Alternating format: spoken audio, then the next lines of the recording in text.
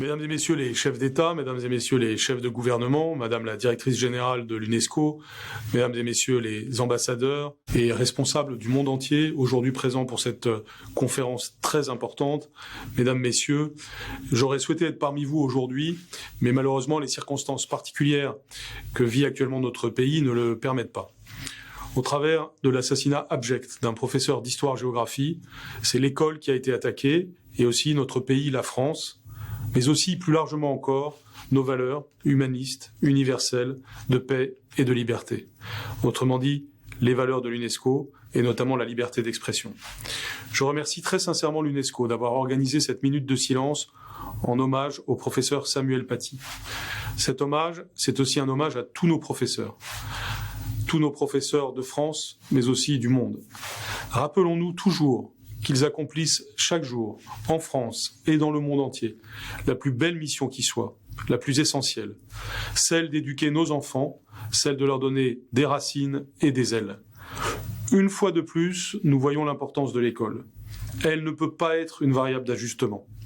Depuis le début de la crise sanitaire, que ce soit au niveau européen, au niveau de la francophonie, au niveau de l'OCDE, au niveau de l'UNESCO, nous n'avons cessé de nous réunir pour avancer ensemble pour préserver l'école.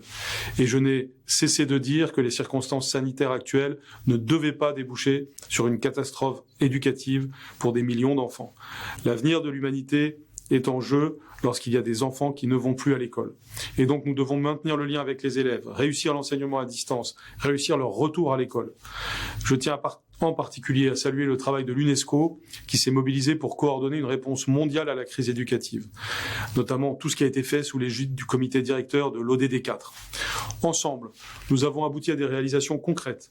À la fin du mois, nous lancerons par exemple un outil numérique francophone pour les élèves les plus fragilisés par la crise. J'ai beaucoup travaillé avec mes collègues africains sur ce sujet que je salue. Cette plateforme éducative qui s'appellera Ma classe à la maison sera donc Ma classe à la maison francophone qui sera accessible dans 10 pays africains. Nous pouvons être collectivement fiers de cette initiative et de l'ensemble des initiatives qui, dans le monde entier, dans toutes les langues, ont été prises, notamment sur un plan international, pour aider les systèmes éducatifs nationaux à traverser cette épreuve. Cet esprit de coopération autour de l'éducation de nos enfants, la France le manifeste depuis de longues années, sans jamais faiblir. Ainsi, en 2018, notre pays est devenu le 4e bailleur du partenariat mondial pour l'éducation, avec un soutien de 200 millions d'euros sur 3 ans. Nous voulons évidemment que tous les pays du monde soient dans cette dynamique. Nous soutenons activement l'UNESCO avec une contribution annuelle en hausse pour 2020. Nos aides bilatérales ont aussi plus que doublé en 2019 à travers l'Agence française de développement, avec une priorité accordée aux pays partenaires d'Afrique subsaharienne. La France croit en l'éducation, la France croit aux valeurs de la République, la France croit à la liberté, à l'égalité, à la fraternité. Nous poursuivrons notre implication aux côtés de l'UNESCO, tout particulièrement dans le cadre du comité directeur de l'ODD 4. Les objectifs de l'ODD 4 sont notre boussole commune pour la mise en œuvre de l'agenda éducation 2030. Je voudrais, pour terminer, appuyer cet hommage que nous devons tous rendre à Samuel Paty, que son nom brille en France, mais je l'espère aussi dans le monde entier, parce qu'il est aujourd'hui le symbole de la liberté d'expression. Cette liberté, nous en avons tous besoin.